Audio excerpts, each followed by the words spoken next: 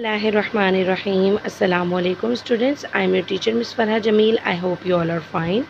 Now students, take out your Pakistan Studies book and open the page number 1. Students, as you know that we are doing chapter 1 ideological basis of Pakistan यानी पाकिस्तान की नज़रियाती असास।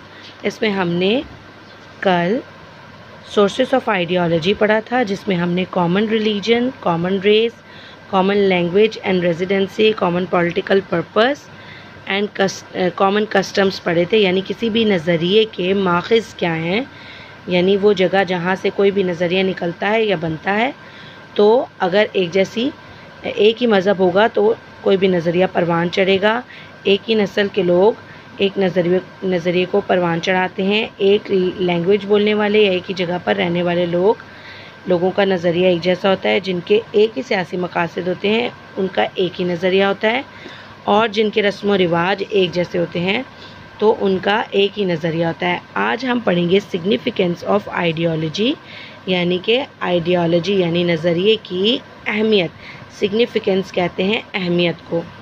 तो बच्चों, इन तमाम points में नज़रिए की अहमियत के बारे में बताया गया है कि किसी भी आइडियोलॉजी की किसी भी कौम के लिए क्या अहमियत होती है। तो इसके फर्स्ट पॉइंट में बताया गया कि इंसान एक मकसद के तहत दुनिया में आया है, और बेमकसद ज़िंदगी किसी काम की भी नहीं होती, यानी वो कभी भी कामयाबी से हमकिनार नहीं हो सकती।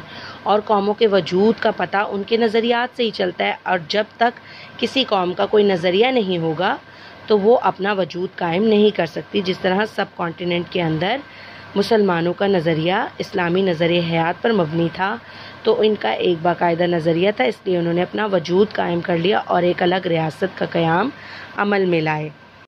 बच्चों, अब इसके सेकंड पॉइंट में क्या बताया गया है कि नज़रियात कौमों में मकसद का शऊर पैदा करती हैं। यानी किसी भी कौम को जब तक उसका मकसद नहीं पता होगा तब तक वो एक साथ नहीं रह सकती, इत्तेहाद और यकजहती उनके अंदर नहीं आ सकती।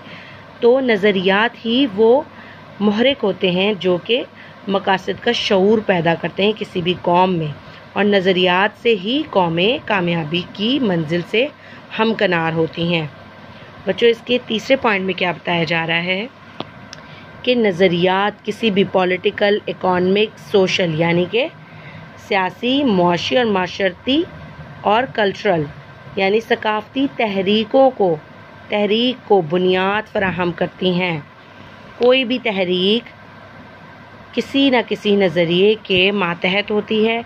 कोई भी तहरीक जब शुरू होती है उसका कोई ना कोई नज़रिया होता है, और सियासी, मुआशी या माशरती या सकाफ़ती तहरीक किसी भी नज़रिए की वजह से ही तश्कील पाती है। और बच्चों, इसके अगले पॉइंट में क्या बताया जा रहा है कि नज़रिया इंसानी ज़िंदगी का महवर और उसकी क़ुव्वत मुहर्रिका का दूसरा नाम है। मोटिवेशनल फोर्स क़ुव्वत मुहर्रिका को कहते हैं, जो उसे कुछ करने के लिए उकसाती है, उसे तहरीक फराहम करती है। किसी भी इंसान की ज़िंदगी का महवर होता है नज़रिया, जो उसे किसी काम की तरफ राग़िब करता है। एक मोटिवेशनल फोर्स होती है जो कि इंसान को किसी काम की तरफ उभारती है, किसी काम को करने का जज्बा देती है। बच्चों, इसके नेक्स्ट पॉइंट में क्या बताया गया है कि नज़रिया इंसानी ज़िंदगी के मुख्तलिफ़ पहलुओं को नज़्म व ज़ब्त देता है, यानी कि एक डिसिप्लिन आता है इंसान की ज़िंदगी के वेरियस एस्पेक्ट्स में, चाहे वो सियासी हो, माशरती हो, माशी हो, सकाफ़ती हो, सियासी हो, जिस किस्म के भी पहलू होते हैं इंसान की ज़िंदगी के, उन तमाम को नज़्म व ज़ब्त फराहम करता है नज़रिया।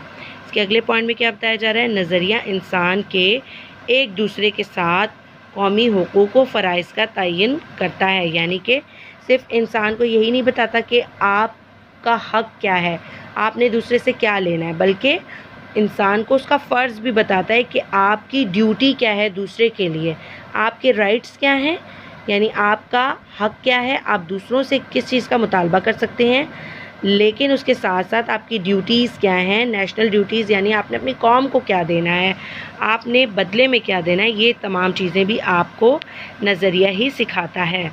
जैसे कि इस्लामी नज़रिया हयात को देखा जाए, नज़रिया पाकिस्तान की बुनियाद इस्लामी नज़रिया हयात है, जो कि हमें अदल, इंसाफ, मसावात, जमहूरियत का फ़रोग़, अख़ुवत और भाईचारा और दूसरों के हुकूक़ व फ़राइज़ सिखाता है।